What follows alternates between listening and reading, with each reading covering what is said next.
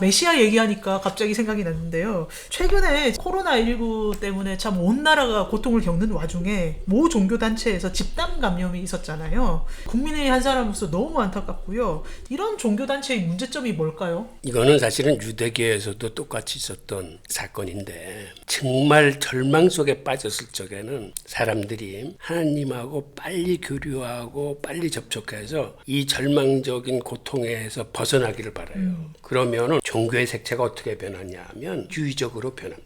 그래서 좀 거리가 멀어지면서 특유의 믿음을 추구해요. 토라를 볼 적에도 토라 속에 하나님의 계시가 있다는데 그 계시를 빨리 알고 싶은 거야. 하나님이 이 계시를 어떻게 감춰놨을까 하다가 자기들이 생각을 하는 겁니다. 이 히브리어 글자에서 이 숫자 속에 하나님의 비밀이 있지 않을까, 어떤 환상이나 어떤 주술적인 힘을 통해서 하나님하고 다이렉트로 이렇게 교통하려고 들어요. 이성의 단계를 믿음이라는 각색을 통해서 어떠한 그 신비주의적인 색채로 변해가는 거죠. 사실은 종교에서 이게 있어요. 밀교래거나 이런 게. 그런데 유대교는 그거를 이성의 힘으로 제어를 합니다. 중세시대에 마이모니데스라는 그 유대세계의 이제 최고 랍비가 있었는데, 그는 합리주의를 주장해요. 유대교의 근본은 합리주의다. 이성으로 모든 걸 판단해야 된다. 이성이 하나님의 어떤 믿음과 배치되지 않는다. 그 다음에 그러한 도구로서 철학도 신학과 별개가 아니라 같이 교류할 수 있다라고 주장을 하면서 합리주의로 그거를 사실은 진정시킵니다. 카발라가 굉장히 유행했을 때. 지금 우리가 이단이라고 생각하는 경우는 바로 이성과 합리주의가 아닌 신비주의를 불러일으키는 거거든요. 그러한 신비주의가 기본적인 교리나 어떤 신학적인 의미 벗어났을 경우 그걸 이단이라고 부르는 거죠. 이런 종교단체의 특징은 맹목적인 신앙을 강요한다는 건데, 그러려면 토론을 안 시켜요. 유대인들 예시바에서 배울 때 그 점이 참 저는 인상적이었거든요. 탈무드는 그 안에 토론이 많이 있잖아요. 어떤 생각을 할 때 다양한 생각을 장려한다고 해요. 그래야 이게 한 사람이 말하는 걸 막 절대로 신임하고 절대로 신앙하고 이렇게 되면 이게 나중에는 이제 사람들을 진짜 지역의 구렁텅이로 빠뜨려 가기 때문에 위험하다는 거예요. 그래서 늘 토론하면서 다양한 생각들을 인정하고 이런 과정을 거치면 절대로 사이비 안 빠진다고 합니다. 이런 사이비 종교단체일수록 터널링 효과라고 있거든요. 동그란 구멍 있잖아요. 터널. 그 출구만 딱 보여주면 거기만 집중하거든요. 그래서 다른 데 못 보게. 그래서 이 종교단체도 인터넷 하지 마라, 친구도 만나지 마라, 토론하지 마라, 세뇌시키기의 법이거든요. 네. 근데 이런 것들을 자기들의 어떤 교리를 가지고 계속해서 세뇌를 하면요, 이거 뭐 아무리 똑똑한 사람도 걸려들어요. 이게 처음에는 아닌갑다 하다가 거기에 사로잡히면 영원히 사로잡히게 되거든요. 그러면 마치 지령을 내리면 바로 따르는 로봇처럼 바뀐다. 저는 이 말도 안 되는 교리에 왜 사람들이 빠져들까 되게 궁금해서 그 집단에서 빠져나온 사람들 인터뷰 이런 거 되게 많이 찾아봤는데, 현대인은 누구나 공허하고 외롭잖아요. 거기를 너무나 잘 파고들어서 어떻게 보면 인스턴트 만족감이에요. 계속 맛있는 것도 사주고 어디 부르고 막 즐겁게 해주고 친한 친구처럼 해주고, 거기 빠져들면 사람들이 의심이 들다가도 그냥 자기 스스로 의심을 차단해버리더라고요. 라포 형성을 먼저 접근을 하잖아요. 그 사람이 좋아하는 거, 그 사람이 외로운 거, 힘든 거, 그런 걸 고민도 척 하는 거죠. 취향이 뭐고 뭘 좋아하고 어떤 방향성 갖고 있고. 그렇게 라포가 형성되면 슬슬 이제 거기서 세뇌를 시키고 그 다음에 신자로 만들고 이런 과정이 계속 반복되거든요. 이게 정말 고도화된 전도 방법이다. 거짓말도 해야 되고, 거짓말해도 전혀 초도덕이라고 하거든요. 그렇죠. 그러니까 쉽게 말하면 영혼을 구하는 그 사람들 입장에서 생명을 살리는데 거짓말이 뭐가 그렇게 큰 문제냐, 이렇게 나가니까 뭐 거짓말을 밥 먹듯이 해도 양심적인 가책을 전혀 느끼지. 근데 그 내부 집단에 있던 사람들 얘기를 들어보면 한 6개월 정도 그렇게 세뇌 작업이 진행되면 이제야 목숨과도 바꿀 수 있는 그 하나의 목적을 찾았구나, 내 비전을 찾았구나, 여기서 사람들이 빡 가더라고요. 그동안에 인생이 너무 공허했던 거예요. 그래서 그런 방황하는 영혼들, 특히 대학교 나온 취준생들 있잖아요. 그런 사람들이 앞날이 불확실성 때문에 늘 불안하잖아요. 그런 마음들을 이렇게 위로하는 척, 감싸주는 척, 그 고민을 들어주는 척, 그리고 나서 확실히 내 신도가 됐다, 그러면 이제 그때부터 뽑아먹기 시작하는 거죠. 근데 그럼에도 불구하고 사람들이 내 목숨과도 바꿀 수 있는 진리와 비전을 찾았다고 생각하면 한 달에 몇만 원 가지고 김밥 막 3등분해서 요만큼씩 먹으면서도 기뻐하고 찬양하면서 살더라고요. 비전의 힘이 이렇게 무섭다는 걸 알 수 있습니다. 그게 합리적인 비전이면 좋은데 다른 것과 전혀 비교해보면 이게 정말 좀 이상한 거 아는데, 이게 세뇌가 무서운 거죠. 비전의 차이가 뭘까요? 여기서 갑자기 궁금해요. 궁금해지네요. 쟤네라도 예. 활용해요. 어떻게 활용하냐면 네.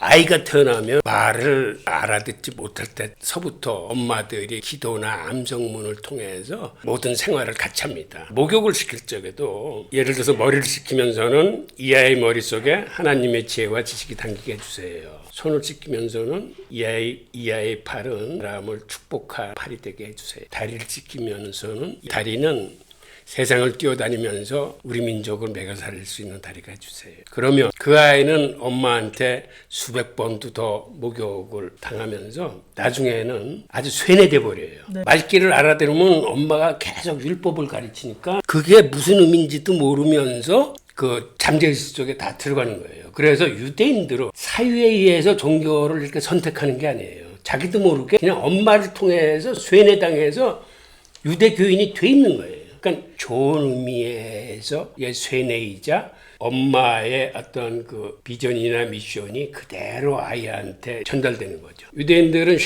그거를 하나님의 지상 명령으로 받아들이고 있어요. 그런 식으로 지혜와 지식, 하나님의 말씀을 전달하는 거예요. 그러니까 유대인들 입장에서는 이거는 좋은 쇠뇌이자 좋은 방식인 거죠. 근데 이단 종교에서는 똑같은 하면서도 이 유대인들의 쇠뇌하고 틀린 거는 유대인들은 하브르타를 통해서 자식과 부모 간에 친구 간에 항상 대화와 토론을 자식이 얼마든지 반문할 수 있고 물어볼 수 있고 서로 토론할 수 있고 이렇게 그 사람의 자유와 비판 능력을 키워주면서 어떤 종교적인 길을 걸어가는 거고 이단 종교는 그런 걸 다 봉쇄하고 정보를 선별적으로 하는 거고 유대인들의 탈무드는 사실은 모든 정보를 놓고 소유하는 거 아니에요. 이번에 확산이 돼서 정말 대한민국이 큰 위기를 겪고 있잖아요 지금. 그런데 그런 모임 하지 말라고 물론 일단 모이는 것을 좀 금지해달라고 했는데도 이번에 또 이렇게 그런 걸 무시하고 예배를 드린 분들이 있어서 또 거기서 확진자가 막 수없이 쏟아지고 하는 걸 보면서 참 무지하다. 그 분들이 하는 게 그거에 교회 사명이 예배 드리는 거다 이렇게 이야기해요. 근데 그거는 정말 무지에서 나온 거라고 생각하고요. 유대인들 입장에서는요 당연히 그거는 안 하는 겁니다. 왜냐하면 그렇게 모여서 전염병이 확산돼 갖고 사람이 죽을 수도 있잖아요. 기저질환이 있는 사람도 지금 벌써 많이 죽고 있거든요. 그러면 그 사람들한테는 미필적인 살인이 될 수도 있어요. 생명이 위협받는 상태는 되지 않아야 되잖아요. 그래서 율법이 아무리 뭐 해당 예배 드려라 뭐 하라 그래도 그게 생명을 위협할 때는 그거 안 어겨도 돼요. 예를 들면 안식일에 자동차를 운영하면 안 돼요. 그런데 심장마비 걸렸어. 그러니까 급히 병원에 가야 돼요. 그러면 이 사람을 이거 안고 갈까요? 그럴 수는 없잖아요. 그래서 이렇게 생명이 위험이 있을 때는 그 어떤 것보다도 생명을 보호하기 위해서 아무리 의무라도 해서는 안 된다는 거지. 그런데 그것을 무시하고 예배가 중요하니까 모여갖고 예배 드립시다. 그런 그 단체일수록 이게 문제예요. 또 어떻게 이걸 합리화시키냐면 죽으면 천국 갈 텐데 이렇게 이야기해요. 이런 그 무지막지한 논리로 사람들을 혹세무민하는 그런 생각을 가진 종교 지도자가 있다는 게 또 화가 나요. 아니 근데 그 종교의 신도들도 그걸 믿고 싶으니까 믿는 거 아니에요. 그러니까 그게 종교를 마약이라고 그 믿음이 생명보다 중요할 수는 없거든요. 아무리 천국 간다고 해도 그러려면 뭐라고 태어났어요. 이 세상에서 열심히 살려고 하는데 생명이 위협되는 일은 그건 아니잖아요. 그런 게 바로 종교의 교조주의, 근본주의, 원리주의거든요. 십자군 전쟁이 바로 그런 교조주의입니다. 그때 교황이 뭐라고 그러셨냐면 기독교가 아닌 이방인들을 죽이는 거는 전혀 죄가 되지 않는다. 그리고 십자군 전쟁을 하다가 전사하는 거는 천국을 간다. 그건 사실은 다른 종교도 마찬가지예요. 이슬람도 성전에 참여하다가 죽는 거는 직방 천국 가는 길이에요. 설파하면서 맹목적인 그 신앙에 매달리게 하는 게 사실은 이게 근본주의거든. 근본주의라는 거는 합리주의나 이성이나 대화나 토론을 다 단절하는 거예요. 근데 그런 의미에서 유대교의 장점은 이런 게 다 오픈되지. 어렸을 때부터 밥상머리에서부터 그런 교육을 시킵니다. 아버지가 얘기를 해주고 아이들하고 대화를 하고 책을 읽고 난 다음에는 그 책에 대해서 서로 얘기하고 서로 틀린 점이 있거나 생각이 다르면 그들은 항상 대화 토론을 통해서 성경 구절을 빠뜨린 것 같은데 만약에 율법을 지키는데 죽는다. 그럼 그 율법 안 지켜도 돼. 생명이 훨씬 더 중요한 가치가 있기 때문에 율법을 지키기 위해서 생명을 바친다.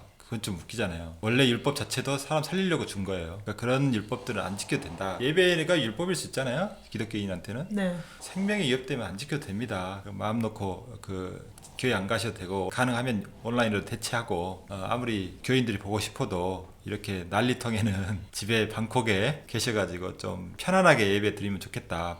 제가 볼 때는 그 혹세무민한 종교 지도자들은 큰 비전과 그거를 지키기 위해서 지켜야 할 율법이나 목표 같은 거를 혼동하고 자기가 약간 왜곡하는 것 같아요. 자기 목적을 위해서 필요한 부분만 쏙 뽑아가지고 요걸 지켜야 돼. 혹세무민하는 것 같아요. 네, 코로나 사태에 그 맹목적으로 종교를 따라가지 마시고요. 그 자신의 믿음이 합리적인가, 열린 토론에서도 살아남을 것인가, 대화를 통해서 차이를 포용하면서 좀 점검을 하면서 가셔야 될 것 같고요. 육체는 영혼을 담습니다. 일단 육체부터 보존을 해야 됩니다. 그게 나를 위해서도 좋고 남들에게 바이러스를 옮기지 않으면서 다 함께 살아남는 길이기도 합니다. 그래서 이렇게 자신과 남의 육체까지 다 배려하는 신앙을 성숙되게 가지시면 어떨까 생각합니다. 네. 시각장애인 이렇게 밤에 등불을 들고 가요. 근데 마주 사람이 알고 보니 이렇게 시각장애인 거죠. 그런데 왜 들고 가냐고 물어봐요. 당신은 등불이 필요 없지 않느냐, 어차피 안 보일 거. 그랬더니 시각장애인이 그건 당신을 위해서 하는 겁니다. 이렇게 그러니까 우리가 마스크 쓰는 게 사실은 그 자신도 보호하지만 상대방의 심리를 배려하는 것, 네네. 마음을 좀 보듬어주는 거죠. 이렇게 마스크 쓰는 것이 자기 안 걸려도 확산할 위험이 없어도 써주는 것이 우리 공동체의 배려. 마음의 부담을 덜어주는 길이 아닌가. 그러면 네, 저희가 오늘 비전이 왜 필요한지, 비전이란 무엇인지 얘기를 심도 깊게 해봤는데요. 이제 저희가 적어봐야 되겠죠? 이렇게 비전이 중요하다고 하는데 적어볼 때 묘비를 생각해보는 것도 좋을 것 같아요. 우리가 죽어서 묻히면, 물론 저는 화장되고 싶지만 내 묘비에 어떻게 적히면 좋을 것인가 생각해보는 게 굉장히 시각적으로 와닿는 것 같아요. 근데 김정환 대표님 생각해 보셨다고요? 저는 이제 이렇게 한번 묘비명을 지어봤습니다. 유대인이 아닌데도 탈무드에 미친놈 여기 잠들다. 이야, 멋지다. 교수님도 생각해 보셨나요? 저는 묘비명은 아니더라도 페이스북에 적어놓은 글이 있는데 가끔은 자신을 이겨보고 싶은 사람, 세상에서 가장 무서운 적이 자기 자신이에요. 나는 대부분 내 자신한테 져. 그렇죠. 저술 목록 쫙 쓰시면 되지 않을까요? 지금부터 5년 동안 쓸 책도 다 적어 놓으셨잖아요. 그거 자체가 비전 아닌가요? 그렇죠. 어떤 의미에서는 그게 비전이죠. 어떠한 이야기를 하고 싶은지 그거를 하기 위해서 내가 이제 어떻게 공부하고 이걸 어떻게 전달해야 될지, 그렇죠. 그게 이제 되는 거죠. 그래서 여러분들도 묘비에 나에 대해서 어떻게 쓰고 싶은지, 어떻게 남기고 싶은지 한번 생각해 보시고 비전을 글로 적어 보시면 좋을 것 같습니다. 그 예루살렘 성전 앞에 무덤이 다 있어요. 그 아름다운 데를 왜 이렇게 채웠는가 모르겠는데 이유가 있대요. 막 어마어마하게 넓은 면적에 이렇게 석관들이 다 있어요. 제가 특징적인 장면인데 왜 그런지 아세요? 뭔가 죽음을 계속 생각하면서 삶을 의미 있게 살아라, 이런 교훈적인 목적 아닐까요? 사실은 옛날 개토 끝자락에 같이 있어요. 그 사람들은 그 삶의 그 생활터의 묘지를 같이 갖고 있는데 그 이유는 유대인들은 가족끼리 묻혀요. 그 멀리 살다가도 자기 가족이 있는데 꼭 와서 묘지를 해달라고 그래요. 그 이유는 나중에 부활할 때 부활하려고 가족들하고. 그래서 그들은 항상 묘지만큼은 항상 가족 근처로. 제가 목격한 장례식을 한번 잠깐 말씀드릴까요? 그 예시바에 랍비 선생님이 있었는데 어느 날 이제 찾아가니까 없어요. 그래서 물어봤더니 장례식 갔대. 자기 아버지가 돌아가셨다고. 그래서 너희들 한번 가볼려냐고 그래요. 그래서 차를 타고 이제 갔죠. 갔는데 이렇게 장례식장이 있는데 진짜요. 이 장례식장 안에 어떤 장식도 없어요. 그리고 앞에 강대상 같은 게 하나 있는데 그 앞에서 보면 왼쪽에 시신이 이렇게 쫙 이렇게 뉘어 있어요. 근데 그 눕혀 있는 갖고 있는 게 숄이야, 기도 숄. 네. 딱 둘러쓰고 이렇게 하는 거예요. 평소에 이제 가족들, 유족들 있고 그 다음에 친구들 뭐 있는데 추도사를 하는 거예요. 그러면 가족들은 그 남자들은 양복 입고 여자들은 또 까만색, 하얀색 옷을 입거든요. 거기를 다 심장 방향으로 옷을 찢어요. 여기 옷을 있잖아. 찢는? 가위로 심장 방향으로. 그럼 한 번 입은 옷 버려야 되겠네. 덜렁덜렁해야 여기가. 네. 여자고 남자고 다 네네. 덜렁. 이제 추도사를 다 하더니 유대인들은 원칙이 뭐냐면 죽은 그날 묻어야 돼. 근데 하루 더 했대. 왜냐하면 이제 미국에 있는 딸이 와야 되는데 바로 올 수는 없잖아요. 그러니까 딸이 오는 걸 기다리느라고 하루 더 했대요. 근데 추도사를 다 마치더니 그 랍비들이 8명이 쫙 하더니 그 단가를 들고 또르르 가요 하더니 공동묘지 바로 밑에 있는데 무덤을 팔았더라고요. 거기다 탁 넣고 그냥 묻어요. 심플하네요. 심플하다 이런 생각을 했어요. 사람들은 찢어진 옷을 펄럭이면서 집으로 그냥 가나요? 그러면서 일주일 동안 애도 기간을 세는 거예요. 그러면 이제 친구들이나 지인들 그런 분들이 와서 일주일 동안 그분을 묘비에 뭐라고 써 있던가요? 더라고요. 아, 네. 오늘 비전에 대해서 저희가 심도 깊게 얘기해봤는데 어떻게 들으셨나요? 좋아요, 구독, 댓글로 마음 표현해 주시면 저희가 다음 편에 더욱 알찬 내용으로 찾아뵙겠습니다. 감사합니다. 감사합니다. 나